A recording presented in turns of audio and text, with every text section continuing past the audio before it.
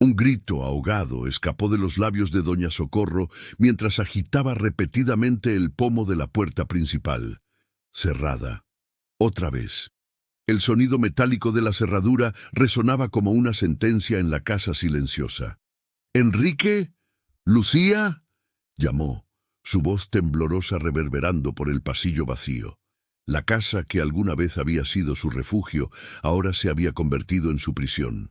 Grandes ventanas permitían que la luz del sol entrara, iluminando el piso de cantera pulida, pero ninguna estaba abierta. El aire acondicionado zumbaba suavemente, manteniendo la temperatura perfecta, mientras el mundo exterior, los sonidos de la calle, el calor natural de una tarde de verano en Ciudad de México, el simple placer de sentir la brisa, permanecía inaccesible. En la mesa de centro de la sala, un portarretratos mostraba la imagen de Socorro y su difunto esposo, Ramón, sonriendo frente al Parque Chapultepec. Ese mismo parque que ahora parecía existir solo en su memoria. Antes de continuar, me gustaría invitarte a suscribirte a este canal para más historias como esta. Tu suscripción es lo que nos motiva a seguir compartiendo narraciones que tocan el corazón. Ahora volvamos a la historia de doña Socorro y su lucha silenciosa. Socorro caminó hasta la ventana de la sala. Al otro lado de la calle, vio a doña Esperanza, su amiga de toda la vida, caminando con su pequeña nieta. Cómo deseaba poder encontrarse con ella, hablar sobre cosas sencillas, como hacían todos los miércoles en la banca del parque. ¿Cuánto tiempo había pasado desde que sintió la alegría de esos encuentros? ¿3 meses? Quizás más. El sonido de llaves en la cerradura hizo que Socorro se alejara rápidamente de la ventana. Su corazón se aceleró, no de expectativa, sino de aprensión. La puerta se abrió y Lucía, su nuera, entró cargando bolsas de compras. ¿Estaba intentando salir otra vez?, preguntó Lucía, su tono amable apenas disimulando la desaprobación. Sabe que no puede salir sola. Ya hablamos de esto. Solo quería un poco de aire fresco, respondió Socorro, odiando lo pequeña que sonaba su voz, casi infantil. El aire acondicionado mantiene el aire muy fresco aquí dentro, respondió Lucía con una sonrisa educada, y es más seguro. Usted ya tiene 72 años, doña Socorro. El mundo exterior no es como era en su tiempo. Las palabras, aunque revestidas de preocupación, cayeron pesadamente sobre Socorro, en su tiempo, como si su tiempo hubiera terminado, como si ahora fuera solo una reliquia para ser preservada en una redoma de cristal. Socorro observó cómo Lucía colocaba las bolsas en la cocina. Su nuera era una mujer eficiente, siempre ocupada, siempre controlando cada detalle de la casa. Los pisos siempre brillantes, las comidas siempre a tiempo, la ropa siempre impecable. Una perfeccionista que había extendido ese control a la vida de Socorro desde que se mudó con ellos. «Le preparé un té de manzanilla», anunció Lucía, regresando con una taza humeante. «Y tomé sus medicamentos de la farmacia. El doctor Gutiérrez ajustó la dosis del antidepresivo». «No necesito antidepresivos», protestó Socorro, aunque aceptó la taza de té. «Necesito mi libertad». Lucía suspiró, ese suspiro particular que Socorro había llegado a odiar, mezcla de paciencia forzada y condescendencia apenas disimulada. «Doña Socorro, entiendo que extrañe su independencia, pero después de su caída, sabe que todos nos preocupamos por usted. Enrique no se perdonaría si algo le pasara estando bajo nuestro cuidado». Socorro dio un sorbo al té, optando por guardar silencio. No había punto en discutir. Cada protesta suya era interpretada como un signo más de su supuesta fragilidad mental, de su incapacidad para aceptar la realidad de su condición, como Enrique solía decir. Desde la ventana, Socorro vio pasar a un grupo de ancianos, todos mayores que ella, caminando animadamente hacia el parque cercano. Llevaban toallas y ropa cómoda. Seguramente iban a su clase de tai chi al aire libre. ¿Cuándo se había convertido en alguien más frágil que esos octogenarios que practicaban ejercicio bajo el sol? ¿Más té?, preguntó Lucía, interrumpiendo sus pensamientos. Socorro negó con la cabeza. Creo que me recostaré un rato. Estoy cansada. No estaba cansada, estaba derrotada. Y esa diferencia, esa erosión lenta de su espíritu, era algo que Lucía y Enrique parecían incapaces de comprender. Socorro Ramírez Vega había sido siempre una mujer independiente y respetada en su comunidad. Nacida en un pequeño pueblo de Oaxaca, había sido la primera de su familia en obtener un título universitario.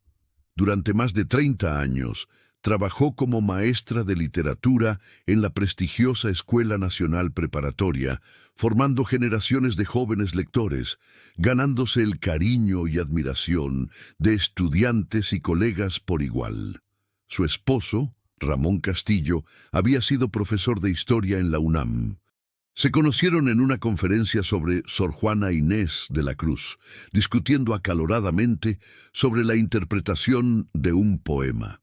Esa discusión académica se convirtió en un café, el café en una cena, y 6 meses después estaban casados. Juntos formaron un hogar lleno de libros, debates intelectuales y amor por la cultura. Tuvieron un solo hijo, Enrique, a quien criaron con valores de respeto, educación y autonomía. Socorro siempre había estado orgullosa de la forma en que Enrique creció para convertirse en un hombre responsable y exitoso, ahora gerente de una importante empresa de tecnología. La vida de Socorro y Ramón transcurría plácidamente en su departamento de la colonia Roma, un espacio modesto pero elegante, repleto de libros, artesanías oaxaqueñas y recuerdos de sus viajes juntos. Los domingos eran sagrados: desayuno en el café de Tacuba, paseo por el parque Chapultepec, visita a algún museo y luego una comida tardía en casa, a menudo acompañados por Enrique, Lucía y su nieto Diego. Todo cambió hace 5 años, cuando Ramón falleció repentinamente de un infarto. Socorro había enfrentado el duelo con la misma fuerza y dignidad con que había enfrentado todos los desafíos de su vida. Se mantuvo activa en su club de lectura, continuó con sus clases de pintura y se involucró en un programa de alfabetización para adultos mayores en su colonia. Su rutina, aunque solitaria a veces, estaba llena de actividades significativas. Los lunes y miércoles daba clases de alfabetización. Los martes asistía a su taller de pintura. Los jueves era el club de lectura. Los viernes visitaba a sus amigas de toda la vida para jugar cartas. Y los fines de semana a menudo los pasaba con Enrique y su familia o recibiendo visitas de antiguos alumnos y colegas. Todo cambió hace 8 meses. Socorro había resbalado en su cocina, una caída aparentemente insignificante que resultó en una leve fractura de muñeca. Nada grave, insistía ella. Solo un yeso por unas semanas y luego fisioterapia. Pero para Enrique y Lucía, el incidente fue la gota que derramó el vaso. «Mamá, no puedes seguir viviendo sola», declaró Enrique esa noche en el hospital. «Es peligroso. ¿Y si la próxima vez es algo más serio?» «Fue solo un resbalón, hijo. Le pasa a cualquiera, a cualquier edad». «Pero tú ya no eres cualquier persona de cualquier edad», replicó Enrique. «Venderemos tu departamento y vendrás a vivir con nosotros. Tenemos esa habitación de invitados que prácticamente no usamos». La propuesta no era una petición, se dio cuenta Socorro, sino una decisión ya tomada. Aún así, trató de argumentar. «Mi departamento es toda mi vida, Enrique. Mis cosas, mis recuerdos. Llevaremos todo lo importante», intervino Lucía. «Prepararemos un espacio acogedor para usted. Y piense en lo bueno que será estar cerca de nosotros, ser más presente en la vida de su nieto». Diego, su nieto de 15 años, era uno de los pocos puntos luminosos en la propuesta. Un adolescente tranquilo, amante de los libros como su abuela, pasaba horas conversando con Socorro sobre literatura cuando visitaba su departamento. A regañadientes, Socorro accedió a la mudanza. Temporal, insistió en ese momento. Solo hasta que me recupere por completo. Enrique y Lucía estuvieron de acuerdo, por supuesto. Pero 8 meses después, lo temporal parecía cada vez más permanente, y su antiguo departamento ya estaba en manos de nuevos propietarios. En los primeros días en la casa de su hijo, ubicada en un exclusivo fraccionamiento en Santa Fe, Socorro intentó mantener sus rutinas. Pidió que la llevaran a su parque favorito. Preguntó sobre la posibilidad de que sus amigas vinieran a visitarla, e incluso sugirió contribuir con algunas clases particulares de literatura para estudiantes con dificultades, algo que hacía ocasionalmente desde su jubilación. Cada sugerencia fue recibida con sonrisas educadas y gentiles negativas. El parque queda muy lejos ahora, mamá, y tiene esa escalinata en la entrada, muy peligrosa para ti. Tus amigas pueden venir, claro, pero necesitamos programarlo con anticipación. Este mes estamos muy ocupados con el trabajo y las actividades de Diego. ¿Clases particulares? Necesitas descansar, disfrutar de tu jubilación. Ya trabajaste demasiado en la vida. Gradualmente, Socorro vio su mundo encogerse hasta convertirse solamente en aquellas paredes bien decoradas y confortables, pero que no contenían nada suyo. La casa de Enrique y Lucía era amplia y lujosa, ubicada en una de las zonas más exclusivas de la ciudad.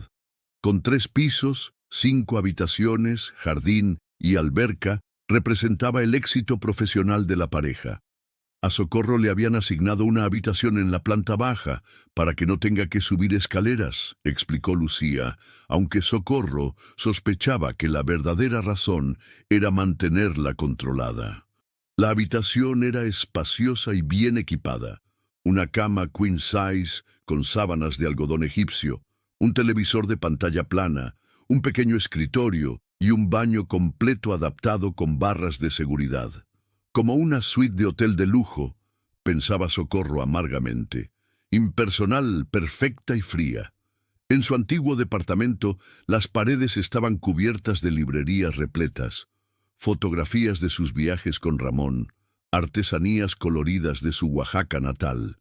Aquí, la decoración era minimalista y de buen gusto, según Lucía. Los pocos objetos personales que Socorro había insistido en traer, su colección de alebrijes, sus libros más queridos, el viejo sillón de lectura donde Ramón solía sentarse, fueron relegados a su habitación para no desentonar con la estética de la casa. La televisión se había convertido en su principal compañera. Día tras día, Socorro se sentaba en el sillón de la sala, que Lucía había elegido especialmente para ella, ergonómicamente adaptado para personas mayores, y pasaba horas viendo programas que realmente no le interesaban. «Le traje su almuerzo, suegra», anunció Lucía, colocando una bandeja sobre la mesita lateral. «Pollo a la plancha con verduras al vapor, todo sin sal, como recomendó el doctor». Socorro observó la comida meticulosamente preparada. En los últimos meses, su alimentación se había vuelto tan controlada como el resto de su vida. «Gracias, Lucía», respondió tratando de sonar sincera. «Pero, ¿sabes? Yo podría ayudar a preparar las comidas. Siempre me gustó cocinar». Lucía sonrió mientras ajustaba la servilleta de tela sobre el regazo de Socorro. «No se preocupe por eso. La cocina tiene muchos peligros, cuchillos, fuego, el piso que puede estar resbaladizo. Yo me encargo de todo. Usted solo necesita descansar». Descansar.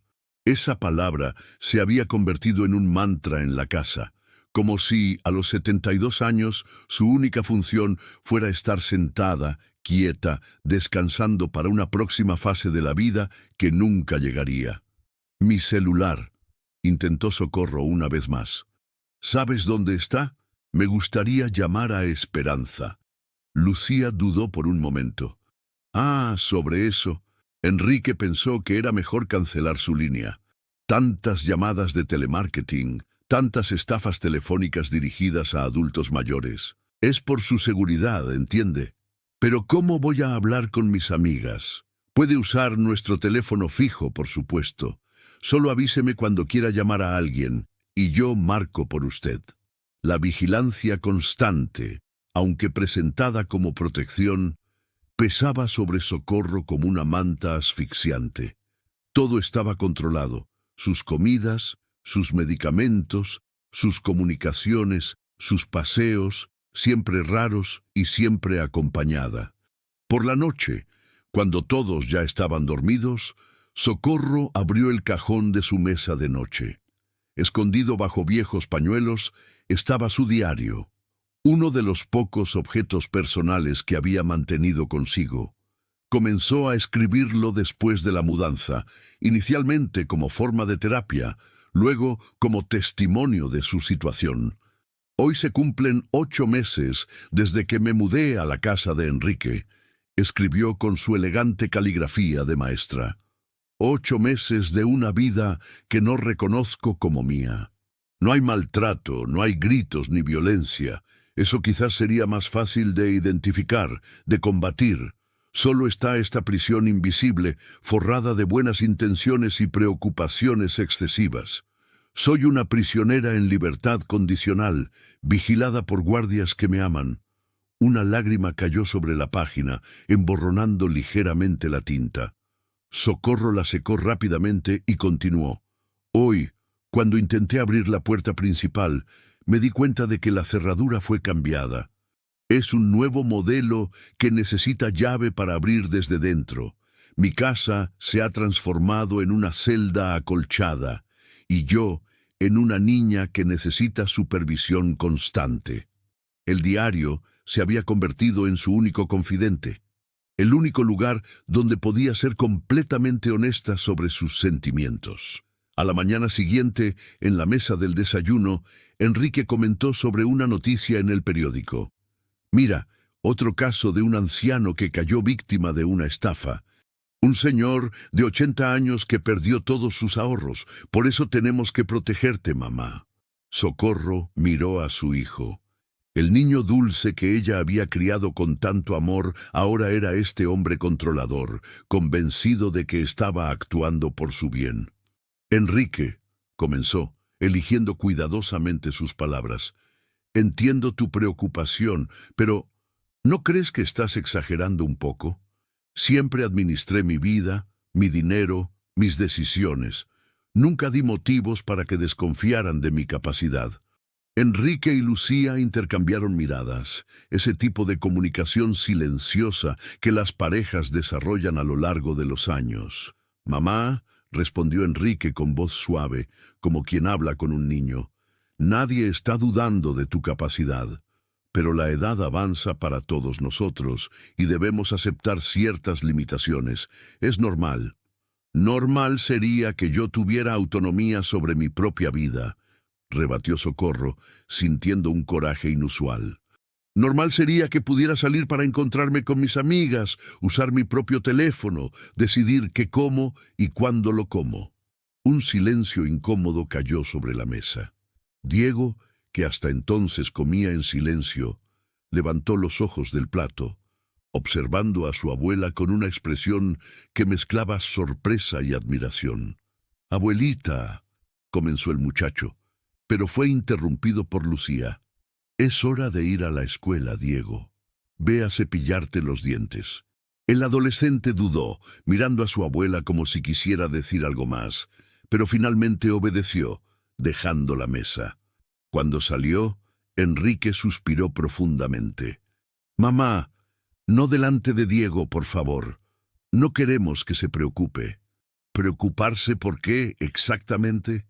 ¿Por el hecho de que su abuela está siendo tratada como incapaz? Lucía intervino, su voz siempre calma, siempre controlada. «Doña Socorro, solo queremos su bien. Quizás usted esté un poco confundida sobre nuestras intenciones». «Confundida», repitió Socorro amargamente. «¿Es eso lo que piensan? que cualquier desacuerdo de opinión es señal de confusión mental?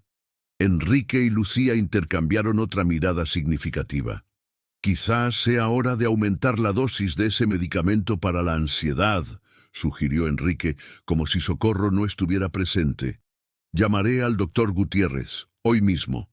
El médico de la familia, el doctor Pablo Gutiérrez, era otro personaje en la red de control que Enrique y Lucía habían tejido alrededor de Socorro.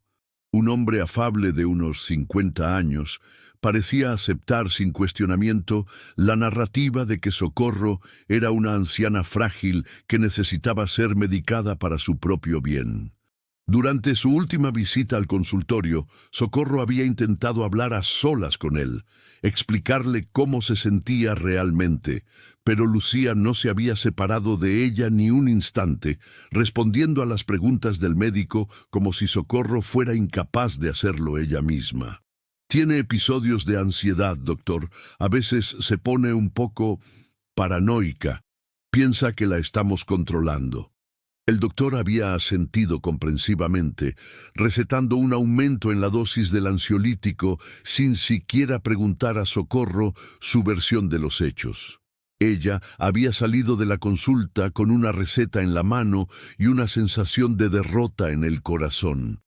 ¿Era esto en lo que se había convertido su vida? ¿En depender de la buena voluntad de otros para tomar las decisiones más básicas sobre su propia existencia? Esa tarde, sentada en el jardín trasero, uno de los pocos lugares donde le permitían estar sola, quizás porque estaba completamente cercado y las puertas se mantenían cerradas con llave, Socorro contempló las bugambilias que trepaban por las paredes. Sus flores moradas y fucsia le recordaban a su Oaxaca natal, a la casa de su infancia, donde las bugambilias crecían libremente, sin restricciones, extendiéndose hacia el cielo en un despliegue de audaz libertad. «¿En qué piensa, abuelita?». La voz de Diego la sobresaltó. No lo había oído acercarse. El muchacho se sentó en la banca de piedra junto a ella, con su mochila escolar aún colgada al hombro. «En las bugambilias de mi pueblo», respondió ella, sonriendo al ver a su nieto. Crecían salvajes por todas partes, nadie las podaba ni les decía dónde debían crecer. Diego observó las flores pensativo. A diferencia de estas, perfectamente controladas y recortadas para no invadir más allá de su espacio designado en el jardín de Lucía. «¿Por qué están tan preocupados por ti, abuela? Antes ibas a todas partes sola. Dabas clases, ibas a museos». Socorro sintió una ola de gratitud por la claridad de su nieto. Al menos alguien en esta casa veía la incongruencia de la situación. Tu padre y tu madre creen que soy demasiado frágil ahora, que necesito protección constante. ¿Por la caída? Diego frunció el ceño. Pero eso fue hace meses, y ni siquiera fue grave. Mi amigo Sebastián se cayó jugando fútbol la semana pasada y se fracturó la muñeca. Nadie lo trata como si fuera de cristal. Socorro sonrió tristemente. Es diferente cuando eres viejo, Diego. La gente asume que cualquier accidente es el principio del fin, una señal de deterioro inevitable.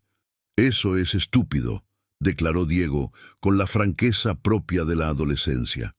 Mi profesor de historia tiene como 80 años y anda en bicicleta todos los días. Socorro rió por primera vez en semanas, la risa de una risa genuina, no la sonrisa forzada que ofrecía a Enrique y Lucía para evitar preocuparlos.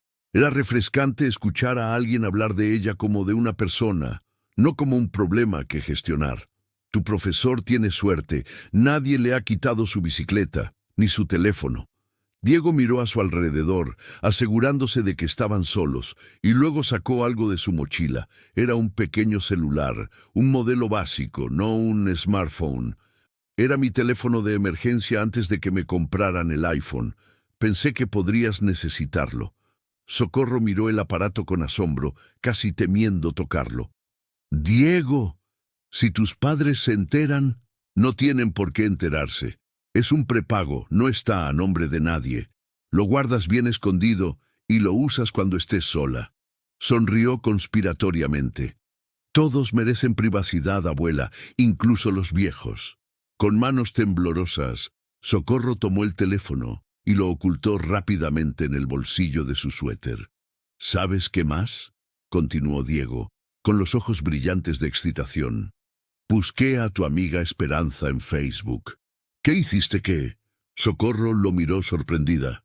Después de verte hablando con ella por la ventana el otro día, busqué Esperanza en los grupos locales y encontré a varias, pero solo una tenía fotos con una señora que se parecía a ti.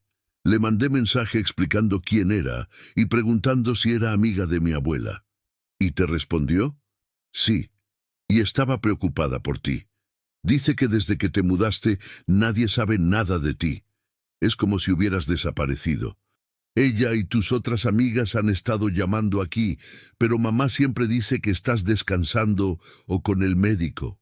Socorro sintió una mezcla de tristeza e indignación. ¿Han estado llamando? Lucía nunca me lo dijo. No me sorprende, murmuró Diego. Pero ahora tienes el teléfono. Puedes llamarlas tú misma. Consultó su reloj. Tengo que ir a mi clase de ajedrez. Esconde bien el teléfono, abuela. Y recuerda cargarlo con el cable USB cuando nadie esté cerca. Antes de irse, Diego la abrazó fuertemente. Te quiero, abuelita, y no creo que estés confundida ni que seas frágil. Creo que eres la persona más fuerte que conozco. Esas palabras tan simples y sinceras encendieron una chispa de determinación en el corazón de Socorro. Durante demasiado tiempo había aceptado pasivamente el papel que le habían asignado.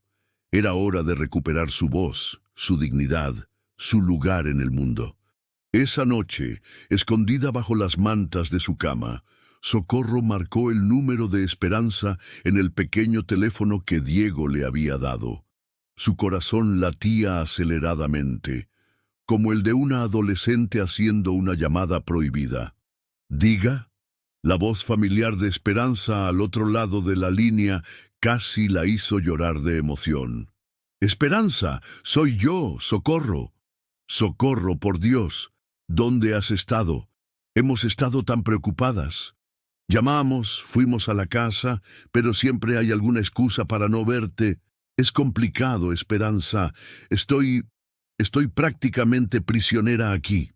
Durante la siguiente media hora, Socorro desahogó meses de frustración y soledad, explicando la situación a su amiga. Cómo, con el pretexto de protegerla, Enrique y Lucía habían tomado control total de su vida. Cómo cualquier intento de independencia era interpretado como un signo de deterioro mental. Cómo la habían separado de todo lo que le daba sentido a su existencia, sus amistades, sus actividades, su autonomía. Esto es inaceptable, declaró Esperanza cuando Socorro terminó su relato. Es una forma de abuso, aunque esté disfrazado de cuidado. No sé qué hacer, Esperanza. Cada vez que protesto, me hacen sentir como si estuviera siendo irracional o malagradecida. Necesitamos un plan, dijo Esperanza con decisión, y necesitamos aliados. Voy a hablar con las demás, Mercedes, Dolores, Carmen, y con Jorge, el hijo de Dolores, que es abogado. Debe haber algo en la ley que proteja contra este tipo de secuestro disfrazado. Por primera vez en meses, Socorro sintió algo parecido a la esperanza. Tengo miedo de causarle problemas a mi hijo. A pesar de todo, lo quiero. Y parte de quererlo es no permitir que se convierta en tu carcelero, por muy buenas que sean sus intenciones. Esto no es sano para ninguno de ustedes. Esperanza hizo una pausa. Además, no se trata de causarle problemas. Se trata de recuperar tu dignidad, tu derecho a vivir como un ser humano completo, no como una mascota que necesita ser cuidada y alimentada. Cuando terminó la llamada, Socorro guardó cuidadosamente el teléfono en su escondite, dentro de un viejo libro de poesía que sabía que nadie en esa casa abriría jamás. Luego se acostó, mirando al techo, sintiendo por primera vez en mucho tiempo que su historia aún no había terminado. Los días siguientes, Socorro estuvo más alerta, más observadora. El pequeño acto de rebeldía, tener un teléfono secreto, mantener contacto con el mundo exterior, le había dado una nueva perspectiva. Comenzó a notar patrones en la rutina de sus carceleros bien intencionados. Enrique salía temprano cada mañana y regresaba tarde. Lucía dividía su tiempo entre el trabajo remoto en su oficina del tercer piso, las tareas del hogar, que compartía con Pilar, la muchacha de servicio, y sus propias actividades sociales. Diego estaba en la escuela hasta media tarde. Luego tenía actividades extracurriculares la mayoría de los días. Había momentos, pequeños intervalos a lo largo del día, en que Socorro quedaba sola o bajo la supervisión mínima de Pilar, quien parecía ser la única persona en la casa que la trataba como a un adulto normal. «Doña Socorro, ¿le gustaría un café de verdad?», le ofreció Pilar un día, cuando Lucía había salido a su clase de pilates. «No ese té de hierbas sin cafeína que le da a la señora Lucía». Socorro sonrió con complicidad. «Me encantaría, Pilar. Con 2 cucharadas de azúcar, por favor. Y una concha de la panadería de la esquina», añadió Pilar con un guiño. «Las compré esta mañana. Sé que le gustan». Estos pequeños actos de normalidad, tomar un café con azúcar, disfrutar de un pan dulce, se habían convertido en lujos secretos, casi actos de resistencia. «Pilar», preguntó Socorro mientras disfrutaba de su café prohibido, «¿te parece que estoy confundida? ¿Que no puedo cuidar de mí misma?». La joven la miró con sorpresa. «¿Usted? Para nada, doña Socorro. Usted está más cuerda que muchos jóvenes que conozco», bajó la voz. «Si me permite decirlo, creo que los señores exageran mucho. Mi abuela tiene 80 años y vive sola en Tlaxcala. Todavía cultiva su milpa y cuida sus gallinas». Socorro asintió, agradecida por esta confirmación de lo que ella ya sabía. No estaba loca, no estaba siendo irracional. Lo irracional era la situación en que la habían colocado. «Tu abuela tiene suerte de tener su independencia, Pilar. Valórala siempre». «La valora, doña Socorro. Dice que preferiría morir trabajando en su milpa que vivir encerrada en casa de sus hijos». Estas conversaciones con Pilar se convirtieron en otro pequeño refugio en sus días monótonos. La joven, sin saberlo completamente, se había convertido en una aliada en la silenciosa batalla de Socorro por recuperar su dignidad. Mientras tanto, las llamadas nocturnas a Esperanza le traían noticias alentadoras. Sus amigas se habían movilizado. Y Jorge, el hijo abogado de Dolores, estaba investigando los aspectos legales de su situación. Mercedes, que trabajaba como voluntaria en una asociación de derechos de adultos mayores, había consultado con especialistas. «Existe algo llamado Ley de los Derechos de las Personas Adultas Mayores», le explicó Esperanza durante una de sus conversaciones. «Garantiza tu derecho a la integridad y dignidad, al acceso a servicios, a la certeza jurídica y a la participación social. Lo que tu hijo y nuera están haciendo, aunque sea con buenas intenciones, va contra esta ley».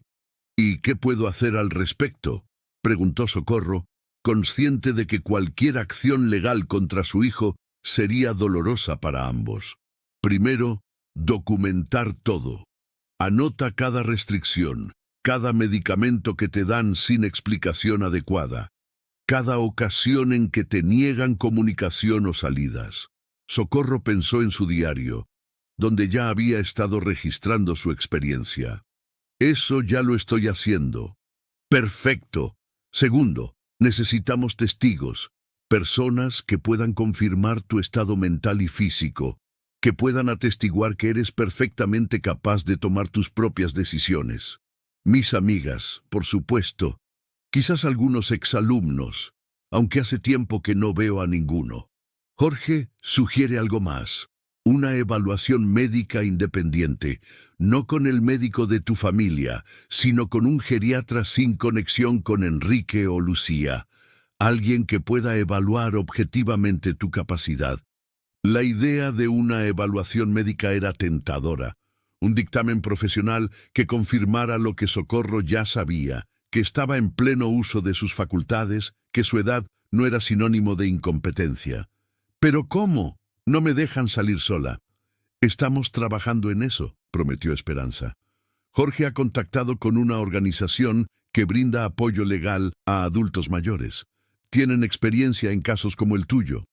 Mientras tanto, mantén ese teléfono escondido y sigue documenta». Esperanza se interrumpió bruscamente. Socorro escuchó un golpe en la puerta de su habitación. Rápidamente escondió el teléfono bajo la almohada. «Mamá, ¿estás despierta?».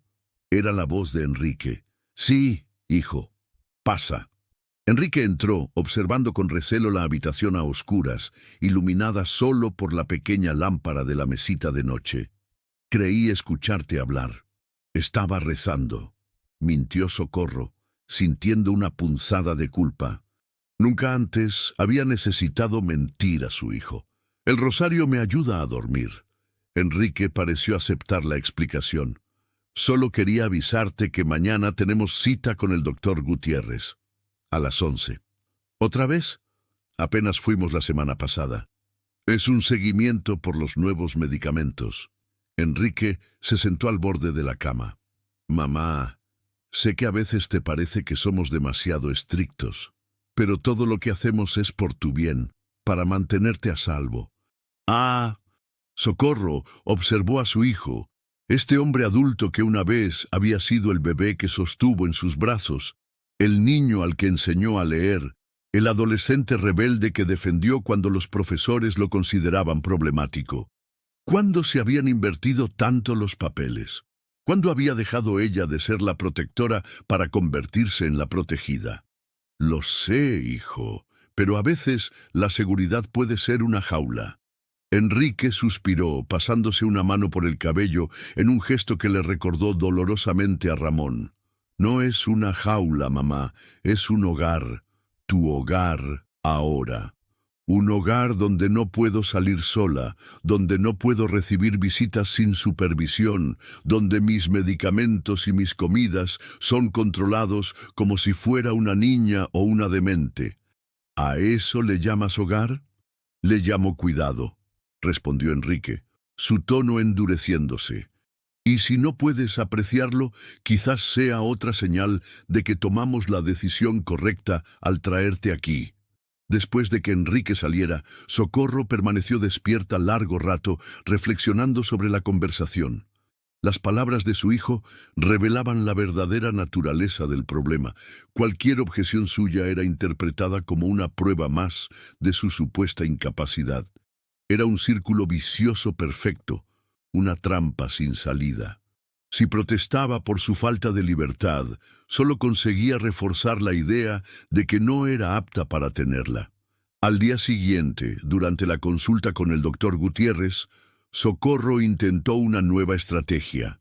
En lugar de protestar o mostrar frustración, se mostró dócil, cooperativa, respondiendo con calma a todas las preguntas del médico.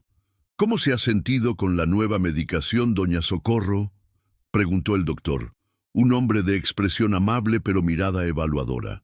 «Bastante bien, doctor. Aunque a veces me siento demasiado tranquila, como si estuviera siempre adormilada». «Es un efecto secundario común», respondió él, haciendo anotaciones en su tablet. «Su cuerpo se ajustará con el tiempo». «Doctor», intervino Lucía desde su posición habitual junto a la camilla, «hemos notado que sigue con ideas extrañas. Insiste en querer salir sola, en que la estamos controlando demasiado». El doctor Gutiérrez miró a Socorro con lo que ella interpretó como lástima. «Es normal cierta resistencia a los cambios, especialmente a su edad. El cerebro anciano se aferra a rutinas y patrones familiares». El cerebro anciano, como si su cerebro fuera un órgano separado, diferente al de las personas normales, como si sus pensamientos y deseos no fueran realmente suyos, sino simples fallas en el funcionamiento de un sistema en decadencia. «Doctor», dijo Socorro, manteniendo un tono suave pero firme, Me gustaría hablar con usted en privado, si es posible. Vio la alarma inmediata en los ojos de Lucía. Todo lo que tenga que decir, puede decirlo delante de su familia, doña Socorro, respondió el médico con tono condescendiente. Ellos son sus cuidadores principales, después de todo. Precisamente por eso quisiera hablar con usted a solas, insistió Socorro, para discutir aspectos de mi cuidado. No creo que sea necesario. Es mi derecho como paciente, interrumpió Socorro, recordando lo que había aprendido en sus conversaciones con Esperanza. La confidencialidad médico-paciente es un derecho protegido por la ley. El doctor Gutiérrez pareció sorprendido, quizás incluso impresionado, por su conocimiento y determinación. Después de un momento de duda, asintió. «Doña Lucía, ¿podría darnos unos minutos, por favor?» Lucía se levantó, visiblemente molesta. «Por supuesto, doctor. Estaré justo afuera». Una vez solos, Socorro notó un cambio sutil en la actitud del médico. La miraba con más atención, como si la estuviera viendo realmente por primera vez. «¿Qué desea discutir, doña Socorro?» «Doctor, soy plenamente consciente de que mi hijo y mi nuera creen que estoy perdiendo facultades mentales, pero le aseguro que no es el caso. Estoy lúcida, orientada y perfectamente capaz de tomar decisiones sobre mi propia vida. Entiendo su frustración, pero no, doctor, permítame terminar. Desde mi caída hace 8 meses, he sido tratada como una inválida. Me han quitado mi teléfono, controlan mis visitas, me impiden salir sola. Incluso han cambiado la cerradura de la puerta principal para que no pueda abrirla sin llave. Llave que, por supuesto, no me dan. Todo esto bajo el pretexto de protegerme». El doctor Gutiérrez la observaba con creciente interés. «¿Y los medicamentos que le he recetado, los ha estado tomando?» «Sí, porque no tengo alternativa. Lucía los administra personalmente, observándome mientras los tomo. Pero le diré algo, doctor. Antes de mudarme con ellos, no tomaba más que una pastilla para la presión. Ahora tomo 5 medicamentos diferentes cada día y me siento constantemente aturdida y somnolienta». Socorro vio un destello de preocupación en los ojos del médico. Bien, al menos había captado su atención. «Lo que le pido es simple, doctor, una evaluación objetiva de mi capacidad cognitiva. No solo preguntas básicas sobre la fecha y quién es el presidente, sino una evaluación completa realizada por un especialista independiente. Si resulta que estoy confundida o incapacitada, aceptaré las restricciones que sean necesarias. Pero sí, como yo sé, estoy en pleno uso de mis facultades, espero que apoye mi derecho a recuperar mi autonomía». El doctor Gutiérrez guardó silencio por un momento, considerando sus palabras. Finalmente, habló con una seriedad que no había mostrado antes. «Doña Socorro, lo que usted describe, si es exacto, es preocupante. La sobreprotección excesiva puede ser tan perjudicial como el abandono, especialmente para una persona mayor. Puede acelerar el deterioro cognitivo, causar depresión, ansiedad». «Exactamente lo que he estado experimentando, doctor, no porque esté perdiendo facultades, sino como resultado directo de mi confinamiento». El médico asintió lentamente. «Puedo recomendarle un geriatra especializado en evaluación neuropsicológica. La doctora Valeria Ruiz, del Instituto Nacional de Geriatría. Es altamente respetada y completamente independiente». Socorro sintió una oleada de gratitud. «Gracias, doctor. Es todo lo que pido. Una evaluación justa. Debo advertirle que su hijo y nuera pueden resistirse. Van a querer saber por qué recomiendo esta evaluación. Dígales que es para ajustar mejor mi medicación o para descartar cualquier deterioro cognitivo temprano. Ellos confían en su criterio médico». El doctor Gutiérrez sonrió levemente, un gesto que le dio a Socorro la primera sensación de tener un aliado real. «Eso haré. Y doña Socorro, lamento no haber prestado más atención antes. Como médico, debería haber sido más observador. Cuando Lucía volvió a entrar, el doctor Gutiérrez mantuvo un tono profesional, explicando que recomendaba una evaluación neuropsicológica completa para establecer una línea base y optimizar el tratamiento futuro. Lucía pareció aceptar la explicación, especialmente cuando el médico mencionó el prestigio del Instituto Nacional de Geriatría y de la doctora Ruiz. De regreso a casa, Socorro mantuvo una expresión serena, ocultando cuidadosamente la chispa de esperanza que ahora ardía en su interior. Un primer paso, pequeño pero significativo, hacia la recuperación de su libertad. Esa noche, cuando todos dormían, llamó a Esperanza para contarle sobre este nuevo desarrollo. «Es perfecto», exclamó su amiga. «Jorge dice que una evaluación neuropsicológica independiente sería fundamental si necesitáramos tomar medidas legales. Y el Instituto Nacional de Geriatría tiene excelente reputación». El doctor Gutiérrez parecía genuinamente preocupado cuando le expliqué la situación. «No me sorprende. Lo que están haciendo contigo es una forma de abuso, aunque esté disfrazado de cuidado. Cualquier profesional con ética lo vería». «Tengo miedo, Esperanza», admitió Socorro. «Miedo de lo que pasará si me declaran competente.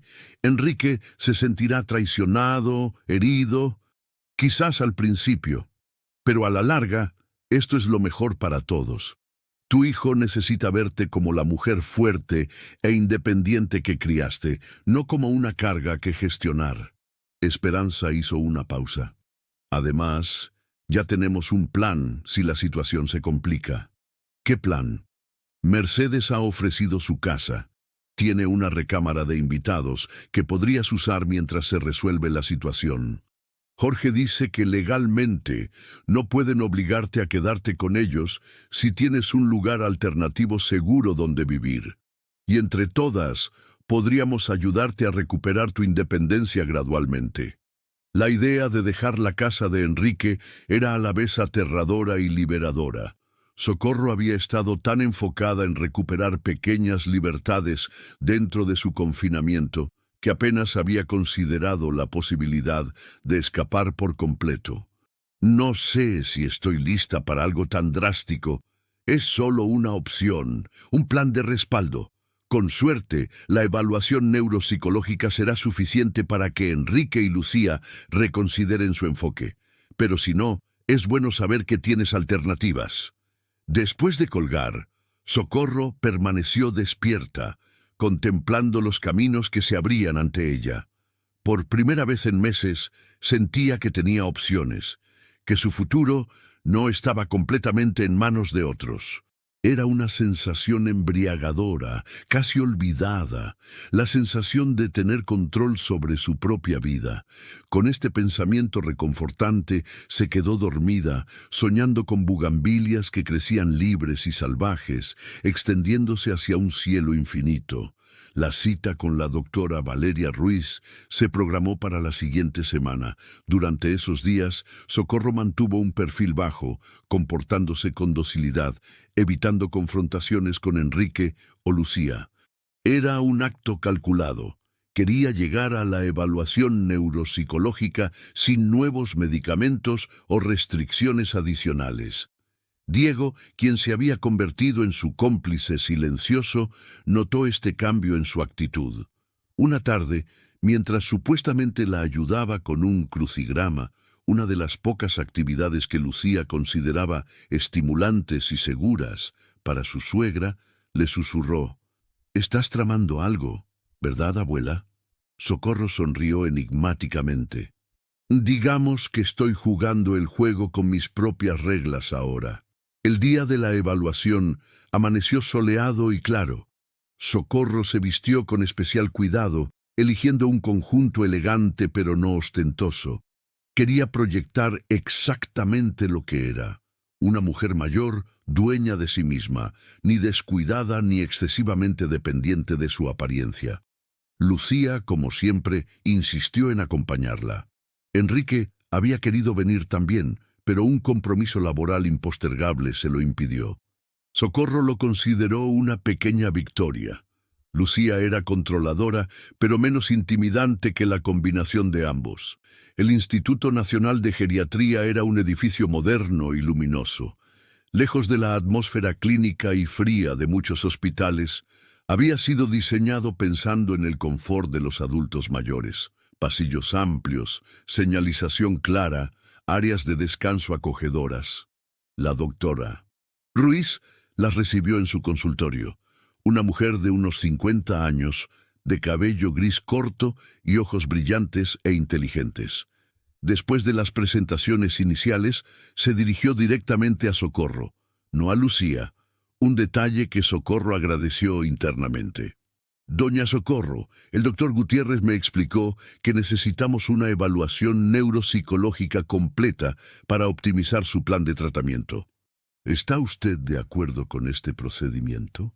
Completamente, doctora, respondió Socorro, notando con satisfacción cómo la médica la trataba como a la protagonista de su propia consulta, no como a un accesorio pasivo. Bien, la evaluación tomará aproximadamente 2 horas. Realizaremos una serie de pruebas que evalúan diferentes aspectos de su funcionamiento cognitivo: memoria, atención, razonamiento, lenguaje, habilidades visoespaciales y funciones ejecutivas.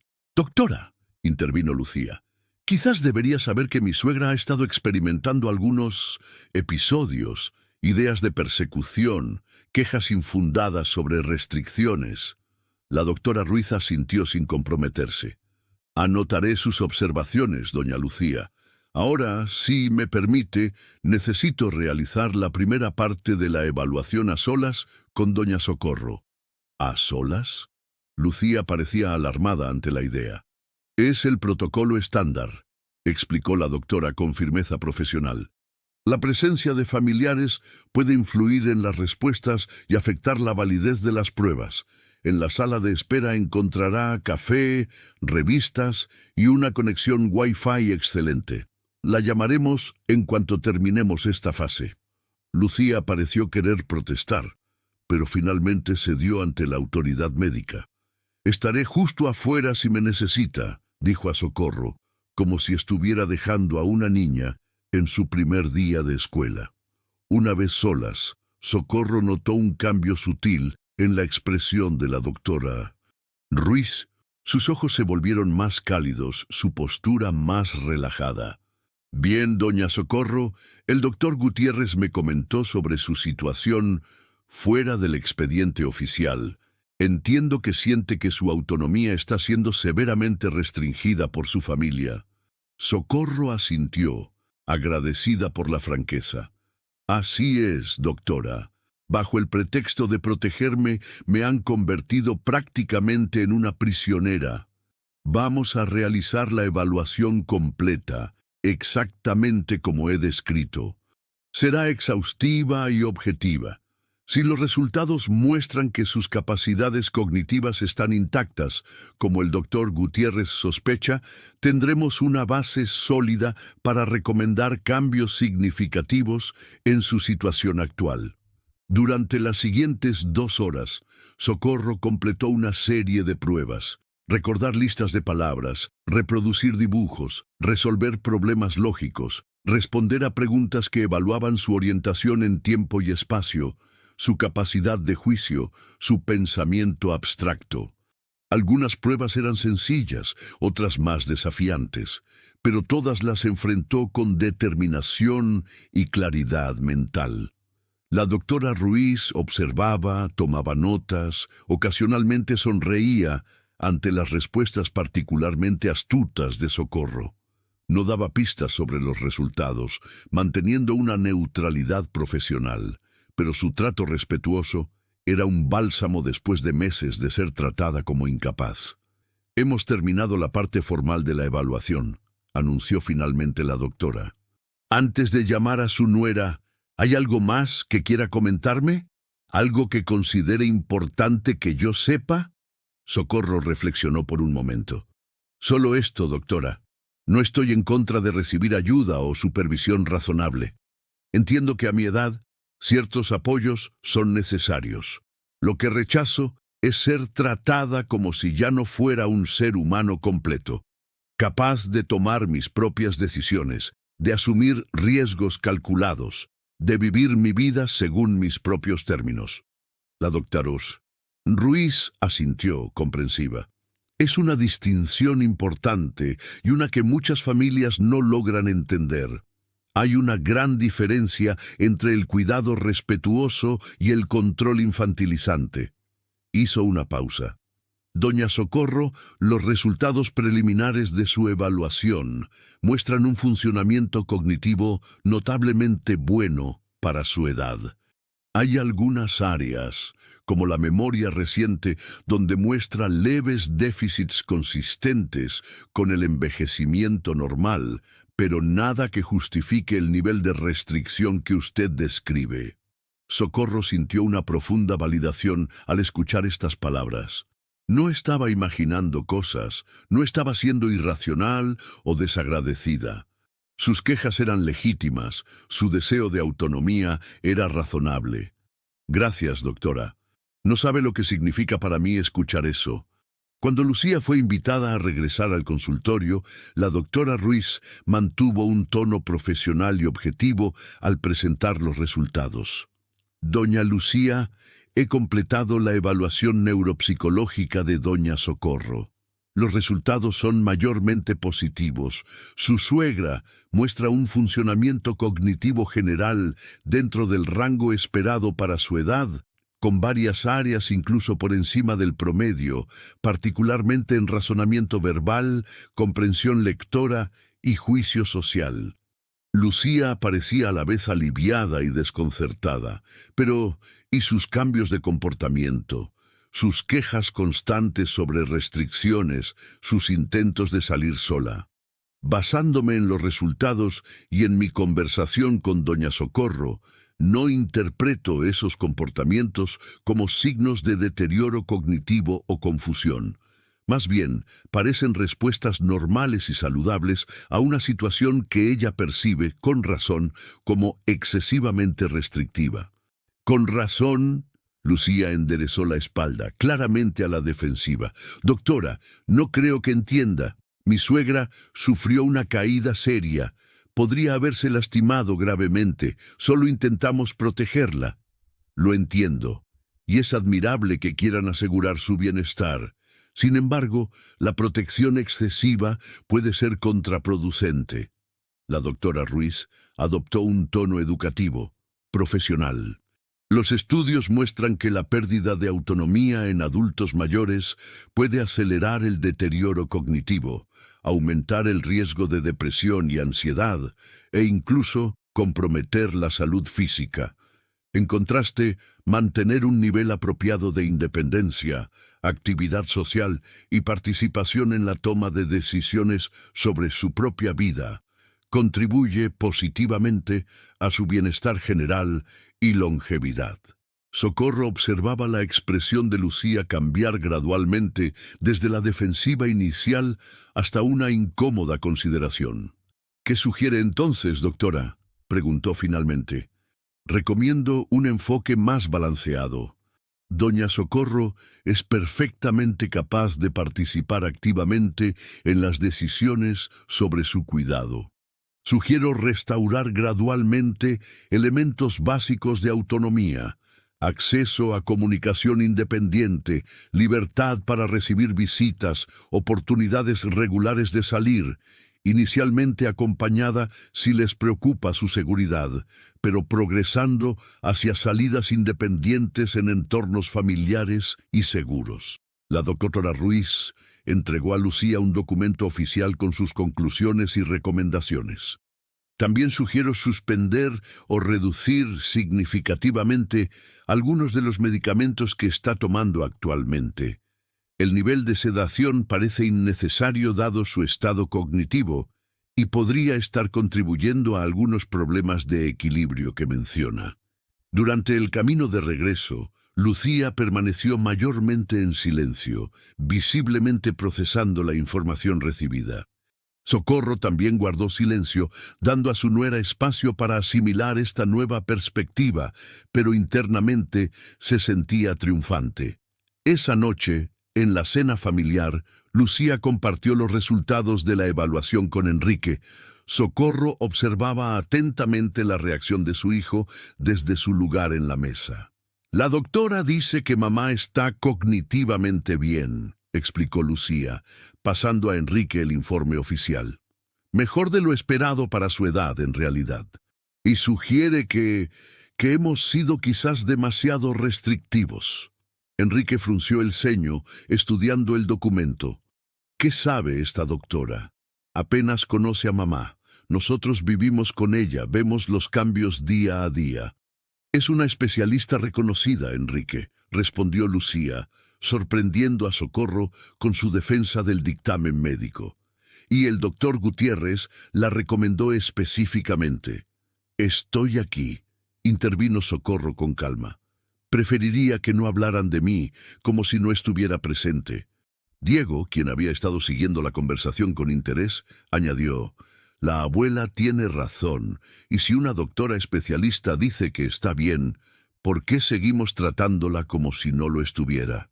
Enrique miró a su hijo con irritación. Es complicado, Diego, no lo entenderías.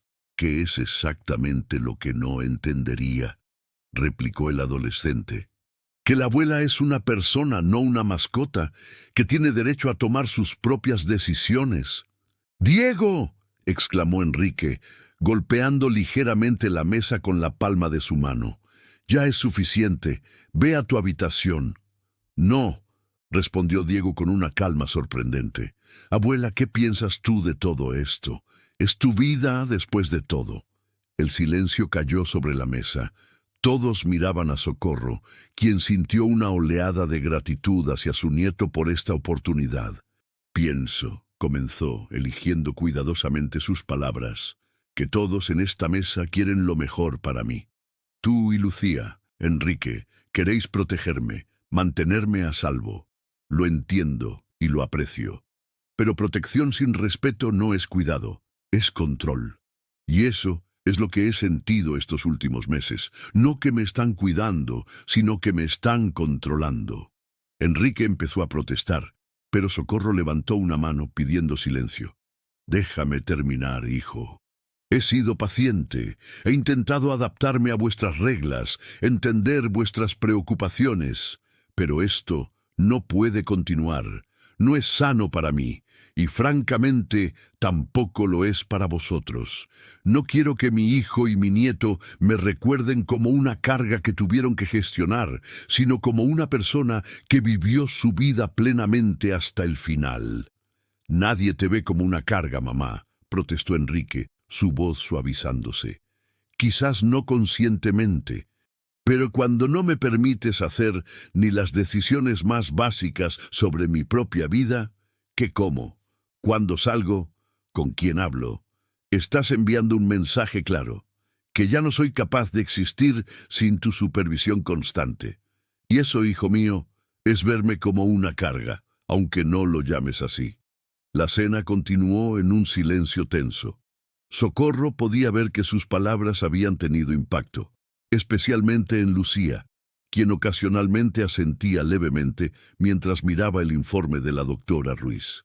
Esa noche, mientras Socorro se preparaba para dormir, escuchó un suave golpe en su puerta. Era Lucía, algo que raramente ocurría a estas horas. ¿Puedo pasar, doña Socorro? Por supuesto, Lucía.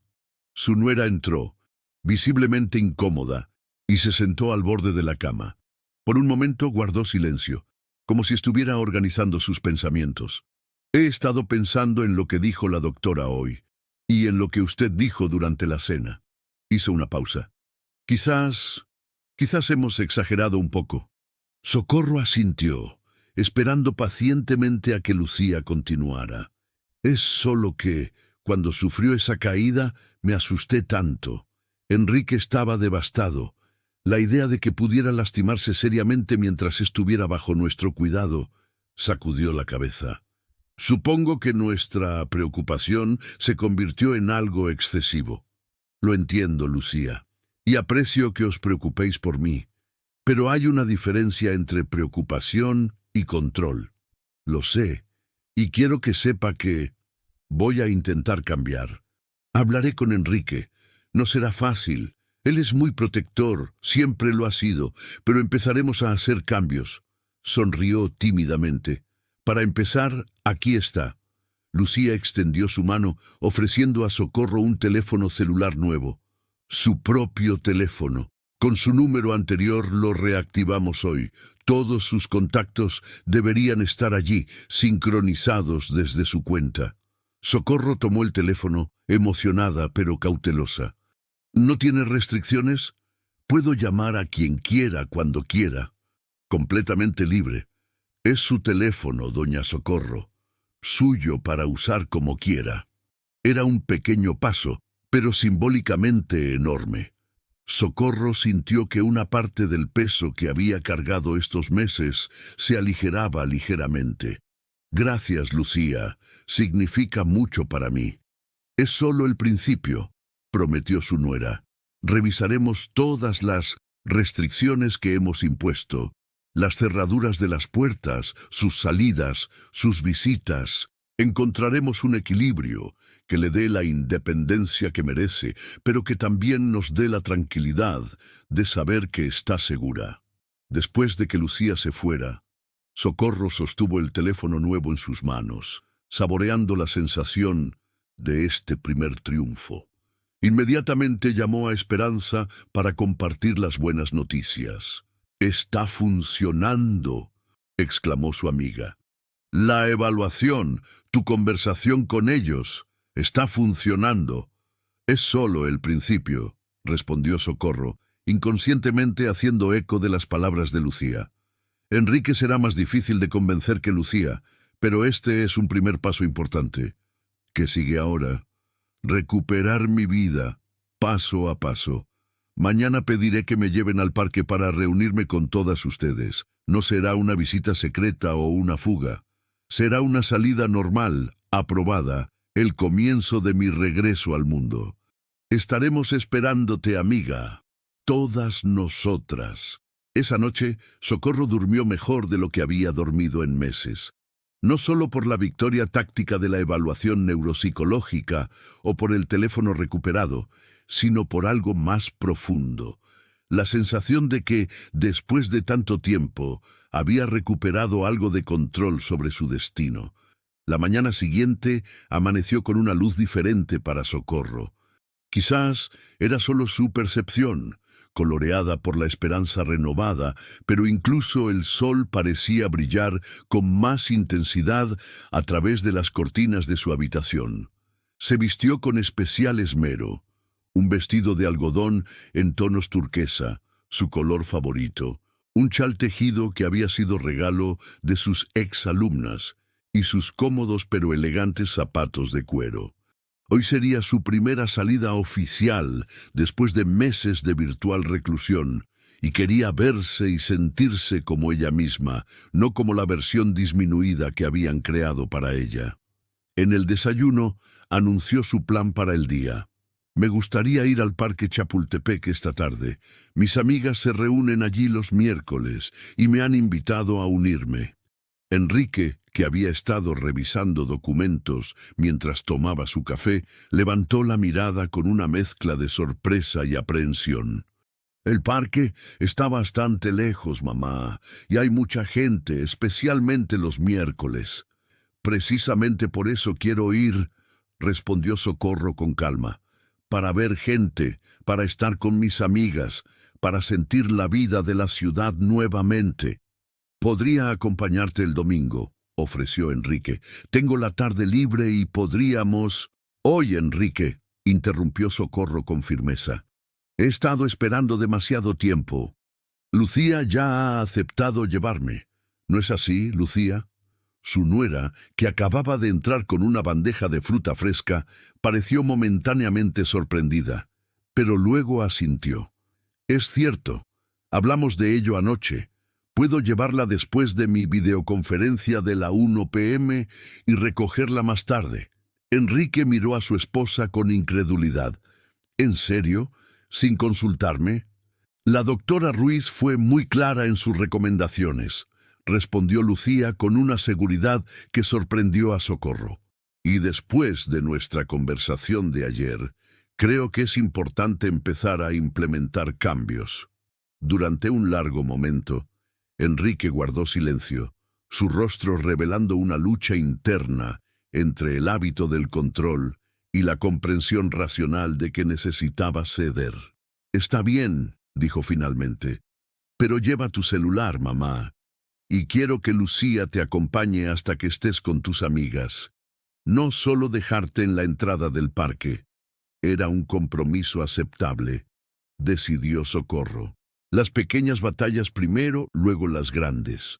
Por supuesto, hijo, y te prometo no hacer nada imprudente, como escalar árboles o unirme a una carrera improvisada. El intento de humor pareció aligerar la tensión. Incluso Enrique sonrió levemente. Solo cuídate, ¿sí? No quiero que nada te pase.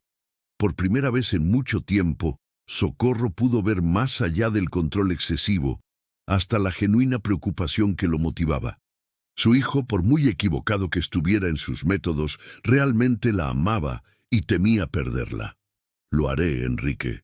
He cuidado de mí misma durante muchas décadas y aún sé cómo hacerlo». A las 2 de la tarde, Lucía condujo a Socorro al Parque Chapultepec. Durante el trayecto, la ciudad se desplegó ante ella como un viejo amigo al que no había visto en años. Los edificios, el tráfico, los vendedores ambulantes, las calles llenas de vida y movimiento. Después de meses viendo el mundo principalmente a través de ventanas, la inmediatez y vitalidad de la Ciudad de México la abrumaron gratamente. «¿Está emocionada?», preguntó Lucía, observándola de reojo mientras conducía. «Más de lo que puedes imaginar», respondió Socorro sinceramente. «Es como despertar de un largo sueño». «Siento que hayamos sido parte de ese sueño», dijo Lucía con voz suave. «No era nuestra intención aislarla así». Socorro estudió el perfil de su nuera. Lucía siempre había sido práctica, eficiente, a veces demasiado controladora, pero nunca cruel. En ese momento, Socorro vio algo que había pasado por alto. Lucía estaba tan atrapada como ella en un sistema de expectativas y suposiciones sobre cómo debía ser cuidada una persona mayor. «Lo sé, y estoy agradecida por el cambio que estás ayudando a hacer posible ahora». Cuando llegaron al parque, Esperanza, Mercedes, Dolores y Carmen ya estaban esperando en su sitio habitual cerca del lago. Al ver a Socorro, se levantaron todas a la vez, como una bandada de pájaros coloridos en sus ropas brillantes de primavera, exclamando y extendiendo los brazos. Lucía observó el encuentro con una expresión que mezclaba sorpresa y cierta vergüenza, quizás comprendiendo finalmente lo que habían estado negando a Socorro: la riqueza de las conexiones humanas, la alegría de la amistad, la pertenencia a una comunidad más allá de las paredes de su casa. «Vendré a recogerla a las 5», dijo Lucía después de intercambiar saludos educados con el grupo. «Si necesita algo antes, solo llame». «Estaré bien, Lucía. Gracias por traerme». Una vez que Lucía se alejó, las 5 amigas formaron un círculo protector alrededor de Socorro, conduciéndola a su banca favorita bajo un enorme ahuehuete. «¡Mírala!», exclamó Carmen, una mujer pequeña y vivaracha con un brillante cabello plateado. «Nuestra Socorrito ha regresado de entre los muertos». Todas rieron, incluyendo Socorro. Se sentía bien reír libremente, sin la constante preocupación de que su alegría fuera malinterpretada como un signo de inestabilidad o confusión. «Cuéntanos todo», pidió Esperanza apretando la mano de Socorro. «¿Cómo lograste esta pequeña victoria?». Durante la siguiente hora, Socorro les narró los eventos recientes, la evaluación neuropsicológica, el apoyo inesperado del doctor Gutiérrez, el cambio gradual en la actitud de Lucía, la difícil pero prometedora conversación familiar. «Es solo el principio», concluyó. «Enrique sigue siendo muy protector, y Lucía, aunque está cambiando, aún me observa como si fuera a desintegrarme en cualquier momento, pero es un avance, Un avance importante, coincidió Mercedes, una ex jueza con una natural autoridad en su voz. Jorge dice que la evaluación neuropsicológica es una pieza clave. Si hubieran ignorado o rechazado las recomendaciones de la doctora, tendríamos un caso sólido para intervención legal. Pero es mucho mejor así, resolviendo esto dentro de la familia. Hablando de familia, intervino Dolores, sirviéndole a Socorro una taza del café que habían traído en termos. Tu nieto parece un aliado valioso. Diego ha sido mi salvador, afirmó Socorro con orgullo. Sin él, sin el teléfono que me dio a escondidas, sin su apoyo constante, no sé si habría sobrevivido estos meses con mi cordura intacta. Los jóvenes a veces nos sorprenden, comentó Carmen. Mi nieta de 17 años fue quien me enseñó a usar Instagram. Ahora tengo más seguidores que ella, y se muere de la vergüenza cuando publico mis fotos haciendo yoga.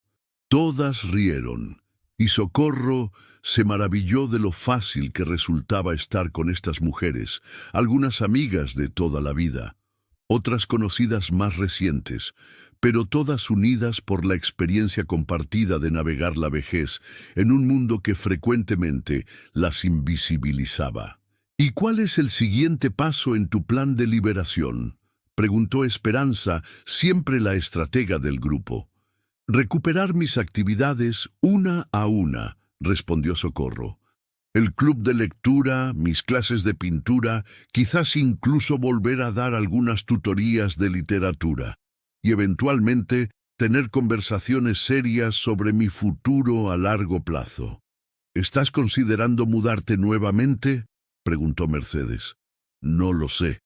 Parte de mí anhela mi independencia total. Extraño mi departamento, mi rutina, mi privacidad. Pero también veo valor en estar cerca de mi familia, especialmente de Diego. Socorro suspiró. Quizás haya un término medio. Un departamento más pequeño pero cerca de ellos. O incluso una habitación en su casa, pero con garantías claras de autonomía y respeto. Lo importante es que sea tu decisión, enfatizó Dolores. No algo impuesto por otros, sin importar cuánto te quieran. Mientras conversaban, Socorro notó a un grupo de adultos mayores practicando tai chi en un claro cercano. Sus movimientos eran fluidos, graciosos, transmitiendo una sensación de fortaleza serena. Siempre quise intentar eso, comentó, observándolos con interés. Deberías unirte, exclamó Carmen. Yo voy los martes y jueves. El maestro don Javier tiene 85 años y más energía que muchos jóvenes. Es excelente para el equilibrio, la concentración, y el grupo es maravilloso. ¿Crees que podría incorporarme siendo principiante? Por supuesto. Todos empezamos alguna vez. Las clases son gratuitas, patrocinadas por el gobierno de la ciudad como parte del programa para adultos mayores. Además, añadió con un guiño, hay varios caballeros muy interesantes en el grupo. Socorro sonrió ante la insinuación. No estoy buscando romance, Carmen. Nadie busca romance a nuestra edad, querida. Simplemente ocurre, como una sorpresa tardía de la vida. Las horas pasaron demasiado rápido. Cuando Lucía regresó a recogerla, Socorro sintió una momentánea reticencia a dejar este refugio de normalidad y regresar a su jaula dorada. Pero recordó que esto era solo el comienzo, el primer paso en un camino hacia la recuperación de su libertad. Volveré el próximo miércoles, prometió a sus amigas mientras se despedía. Y quizás incluso antes, para esa clase de tai chi. Durante el viaje de regreso, Lucía pareció notar el cambio en Socorro. Su postura más erguida, el brillo en sus ojos, la energía renovada en su voz mientras relataba anécdotas de la tarde. Se ve diferente, comentó Lucía. Más viva. Así me siento, confirmó Socorro, porque por unas horas pude ser yo misma nuevamente, no una paciente, no una carga, sino simplemente Socorro. Esa noche, la cena familiar tuvo un ambiente distinto. Enrique, aunque aún cauteloso, Escuchó con genuino interés, mientras Socorro describía su reunión con sus amigas, los planes para unirse a las clases de Tai Chi, incluso la posibilidad de retomar su participación en el club de lectura. «Parece que tienes toda una agenda social planeada», comentó, su tono mezclando asombro y una pizca de preocupación. «La tengo, y eso es apenas el comienzo», respondió Socorro con una sonrisa serena. «He estado ausente del mundo demasiado tiempo. Tengo mucho que recuperar. Solo no te excedas, ¿sí? Un paso a la vez». «Un paso a la vez», concordó Socorro, «pero pasos firmes en mi propia dirección». Diego, quien había observado este intercambio con evidente satisfacción, intervino. «Abuela, estaba pensando, ¿te gustaría venir a mi presentación de música la próxima semana? Voy a tocar esa pieza de piano que tanto te gusta, la de Satie. Gimnopédie número 1, recordó Socorro, conmovida por el gesto de su nieto. «Me encantaría, Diego. No me la perdería por nada». Esa simple invitación, ese acto de inclusión, significó más para Socorro que cualquier concesión material. Significaba que Diego la veía como una parte activa de su vida, no como una abuela que necesitaba ser gestionada. Los días siguientes marcaron un cambio palpable en la atmósfera de la casa, aunque Enrique aún mostraba signos de aprensión, especialmente cuando Socorro mencionaba sus planes de salir. Ya no se oponía de forma categórica. Lucía, por su parte, parecía haber abrazado la nueva perspectiva con una eficiencia característica. Había investigado las clases de Tai Chi en el Parque Chapultepec, encontrado los horarios y la ubicación exacta. Incluso había sugerido que Socorro invitara a sus amigas a tomar el té en casa el siguiente fin de semana, para que no tengan que desplazarse tanto. Socorro aceptó la invitación de Lucía con cautela. Aunque apreciaba el gesto, sabía que recibir a sus amigas en la casa de Enrique y Lucía sería diferente a recibirlas en su propio espacio. Sería en su territorio, bajo sus reglas, aunque implícitas, pero decidió que era un paso necesario para restablecer su vida social. La primera clase de Tai Chi fue reveladora. Al llegar al claro donde se impartía la clase, Socorro se encontró con un grupo diverso de adultos mayores, algunos ágiles y experimentados, otros torpes y principiantes como ella. El maestro, don Javier, era un hombre delgado y enérgico, con una larga barba blanca y ojos chispeantes. Su voz era suave pero firme, mientras guiaba al grupo a través de los movimientos lentos y fluidos del Tai Chi. Socorro se sintió un poco incómoda al principio, consciente de su propia falta de coordinación. Pero a medida que imitaba los movimientos de don Javier, concentrándose en la respiración y en la sensación de la energía fluyendo por su cuerpo, una sensación de calma y conexión comenzó a envolverla. Estar al aire libre, bajo el sol de la mañana, rodeada de otras personas buscando bienestar, era un contraste bienvenido con el aislamiento de los últimos meses. Después de la clase, varias personas se le acercaron para darle la bienvenida. Entre ellas estaba don Raúl, un hombre viudo de unos 70 y tantos años, con una sonrisa amable y una mirada curiosa. «Es su primera vez, ¿verdad?», preguntó con voz pausada. «No se preocupe si al principio se siente un poco perdida. El Tai Chi es una práctica que requiere paciencia y constancia, pero los beneficios son enormes, no solo para el cuerpo, sino también para la mente y el espíritu».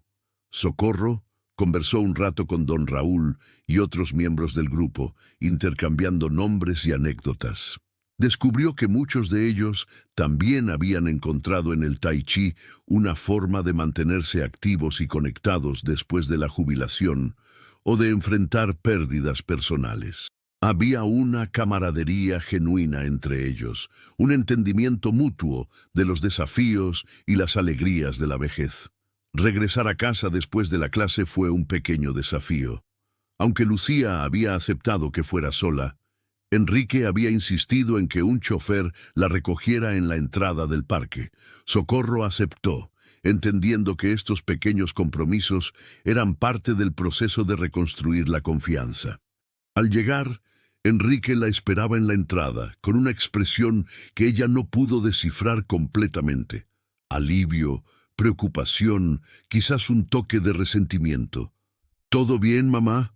¿La clase fue bien?, preguntó, como si esperara una respuesta negativa.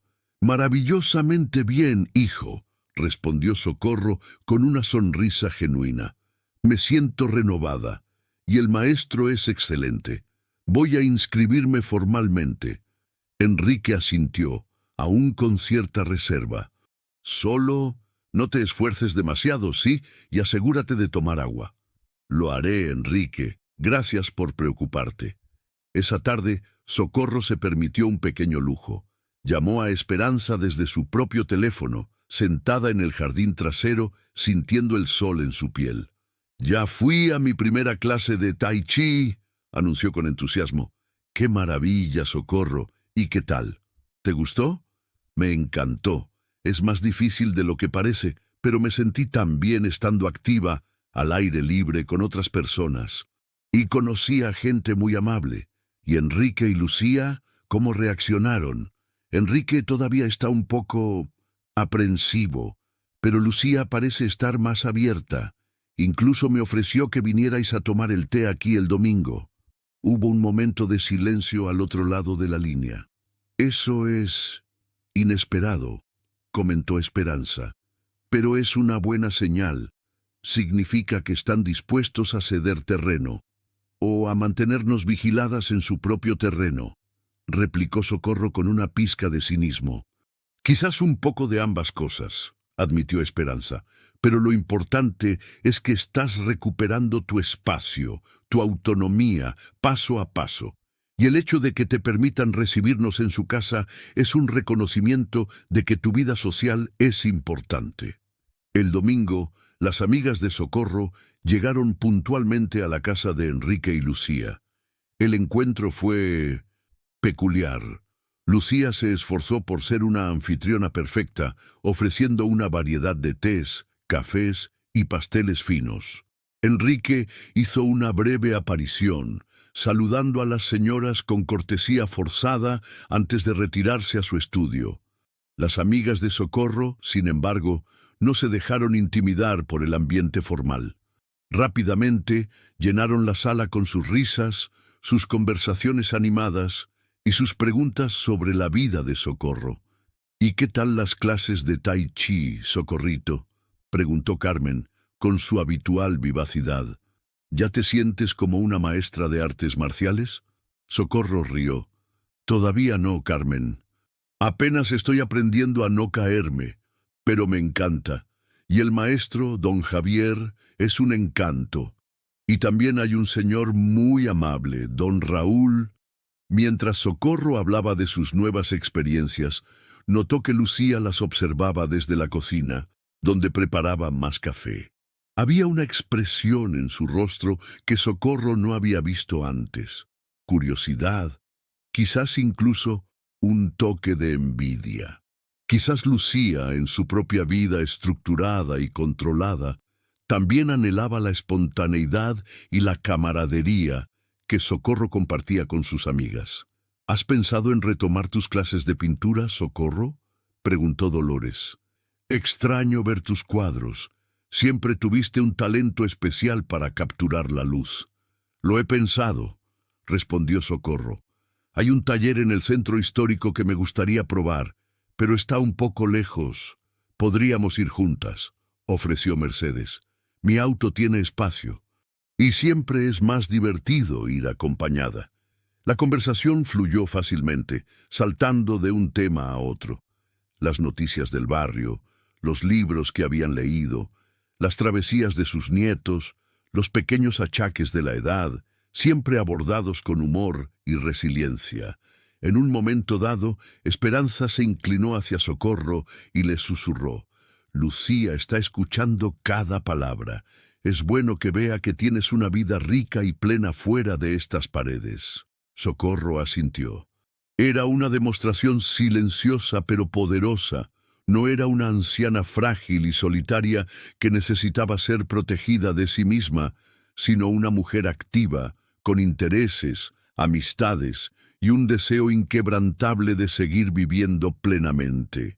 Cuando las amigas se fueron, la casa pareció más silenciosa y vacía de lo habitual. Lucía acompañó a Socorro hasta la puerta de su habitación. «Parece que se divirtió mucho», comentó Lucía, su tono menos formal de lo habitual. «Lo hice. Mis amigas son muy importantes para mí. Lo veo», dijo Lucía con una sinceridad que sorprendió a Socorro. Nunca las había visto interactuar así. Es agradable». Hizo una pausa. «¿En serio quiere ir a ese taller de pintura en el centro histórico?» «Sí, me gustaría mucho. Siempre me ha gustado pintar y explorar el centro histórico es algo que disfruto enormemente». «Podríamos organizar para que vaya con Mercedes», sugirió Lucía. «O incluso podría llevarla yo misma un día, si mi agenda lo permite». Era otra pequeña concesión, otro signo de que las cosas estaban cambiando. «Gracias, Lucía. Aprecio tu disposición». Los días se convirtieron en semanas, y las semanas en meses. La vida de Socorro comenzó a expandirse gradualmente, como una planta que recupera su vigor después de haber sido podada en exceso. Asistía a sus clases de tai chi 3 veces por semana, disfrutando tanto del ejercicio físico como de la compañía de sus compañeros.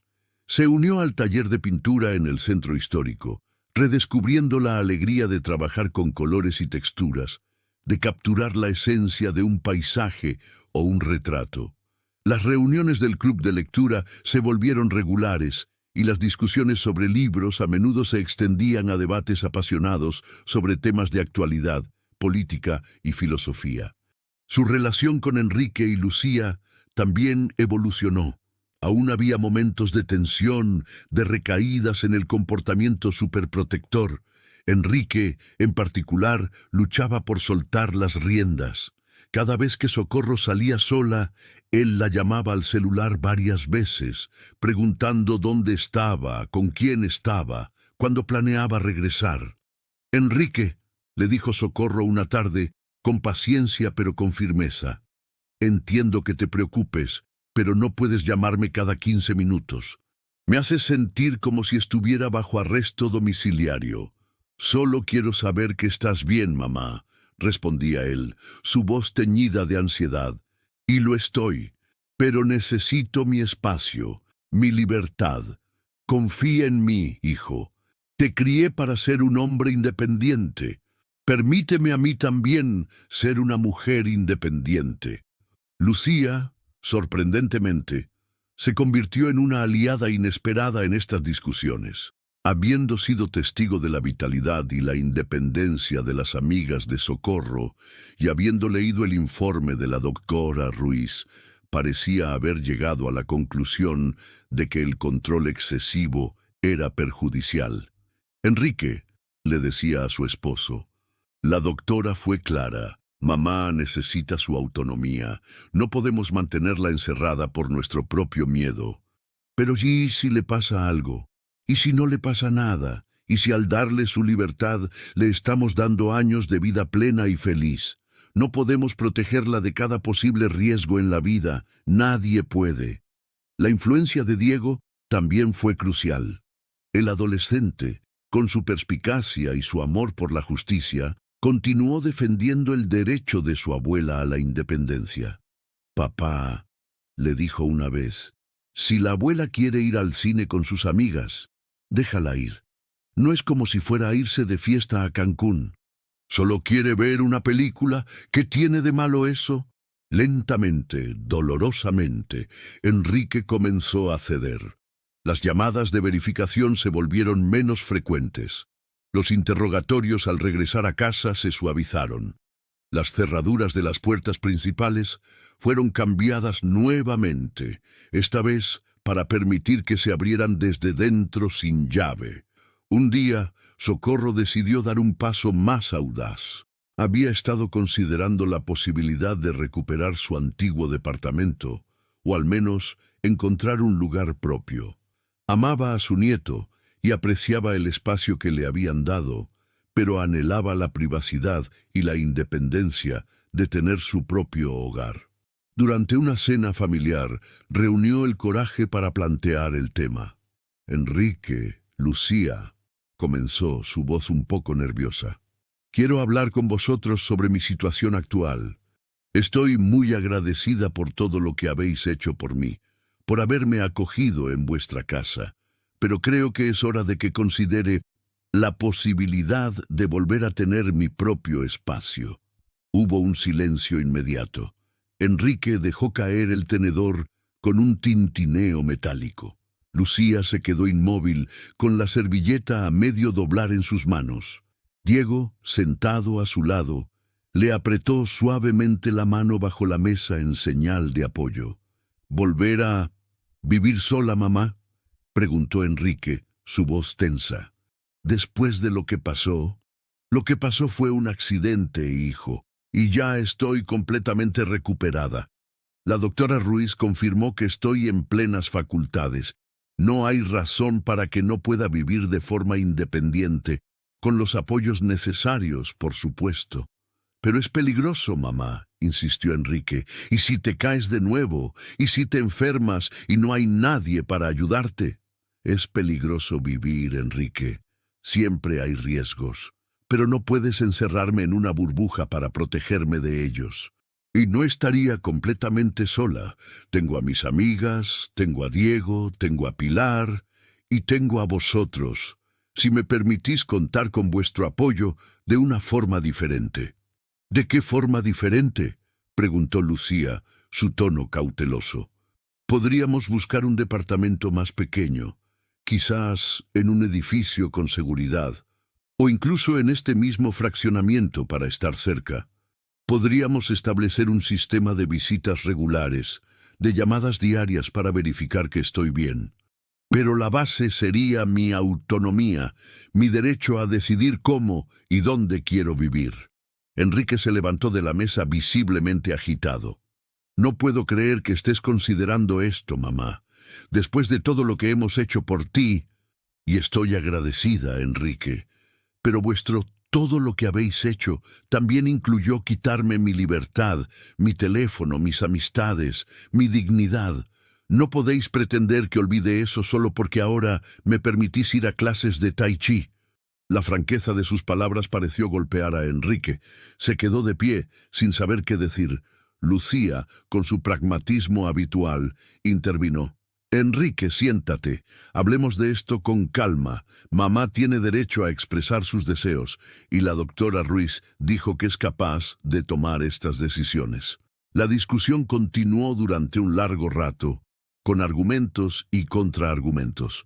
Enrique expresaba su miedo y su preocupación, disfrazados de argumentos sobre seguridad y conveniencia. Socorro defendía su derecho a la autonomía, a vivir su vida según sus propios términos. Lucía intentaba mediar, buscando un punto de encuentro.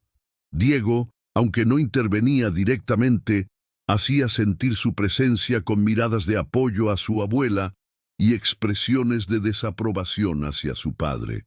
Finalmente Enrique, agotado y sin más argumentos válidos, cedió. «Está bien, mamá», dijo, su voz resignada. «Hablemos de ello. Busquemos opciones, pero con la condición de que sea un lugar seguro y que tengamos un plan para asegurarnos de que estás bien. Es todo lo que pido, hijo, un plan basado en el respeto mutuo y la confianza». Las semanas siguientes estuvieron llenas de visitas a departamentos, conversaciones con agentes inmobiliarios y discusiones familiares sobre ubicaciones, seguridad y costos. Fue un proceso agotador, pero también empoderador para Socorro. Participar activamente en la búsqueda de su nuevo hogar, tomar decisiones sobre su futuro, era una confirmación tangible de que había recuperado el control de su vida. Sus amigas la apoyaron en cada paso. Mercedes la acompañó a varias visitas, ofreciendo consejos prácticos sobre accesibilidad y seguridad. Esperanza la ayudó a organizar sus pertenencias, decidiendo qué llevar a su nuevo espacio y qué dejar atrás. Finalmente encontraron el lugar perfecto, un departamento en el mismo fraccionamiento que la casa de Enrique y Lucía, a solo unas cuadras de distancia. Era más pequeño que su antiguo departamento en la Roma, pero luminoso, moderno y con excelentes medidas de seguridad. Tenía 2 habitaciones, espacio suficiente para sus libros y artesanías y un pequeño balcón donde podría tener algunas macetas con flores. Mudarse fue un proceso emocional. Decir adiós a la casa donde había vivido los últimos meses, a pesar de haber sido una prisión, también significaba dejar atrás la convivencia diaria con su hijo, nuera y nieto. Pero la perspectiva de recuperar su independencia superaba la nostalgia. El día de la mudanza, Enrique y Lucía estuvieron presentes, supervisando a los empacadores con su habitual eficiencia. Diego ayudó a transportar las cajas de libros de su abuela, asegurándose de que sus volúmenes más preciados llegaran intactos. Cuando la última caja fue descargada en el nuevo departamento, Socorro se sentó en el viejo sillón de lectura que había sido de Ramón, ahora colocado junto a la ventana con vista a un pequeño jardín comunitario. Respiró hondo, sintiendo el aire de su propio espacio. Enrique se acercó a ella con una expresión de preocupación en el rostro. «Mamá, ¿estás segura de esto? ¿No te sientes sola?» Socorro sonrió y tomó la mano de su hijo. «No estoy sola, Enrique. Estoy en mi hogar, rodeada de mis cosas, de mis recuerdos, en un lugar que elegí para mí. Tengo mi teléfono, mis amigas, mis actividades, y te tengo a ti, a Lucía, a Diego, a solo unas cuadras de distancia. Esto no es soledad, hijo. Esto es libertad». Lucía se unió a ellos, con una sonrisa genuina en el rostro. «Tiene razón, Enrique. Mamá está donde quiere estar, y eso es lo más importante». Diego se sentó en el brazo del sillón, abrazando a su abuela. «Y ahora puedo venir a verte cuando quiera, sin que papá y mamá me pregunten si estoy supervisando». Socorro rió, sintiendo que su corazón se llenaba de una alegría serena y profunda. Había sido un camino difícil, lleno de frustración, tristeza y momentos de desesperanza. Pero con la ayuda de sus amigas, el apoyo inesperado de su nieto, la comprensión gradual de su nuera y finalmente la aceptación de su hijo, había logrado recuperar lo más valioso: su derecho a vivir su vida en sus propios términos. Los meses siguientes confirmaron que había tomado la decisión correcta. Socorro floreció en su nuevo departamento. Estableció una rutina que la llenaba de energía y propósito. Asistía a sus clases de Tai Chi, pintaba con renovado entusiasmo, participaba activamente en su club de lectura y en el programa de alfabetización para adultos mayores. Sus amigas la visitaban regularmente y su departamento se convirtió nuevamente en un centro de reunión, lleno de risas, conversaciones y el aroma de café recién hecho.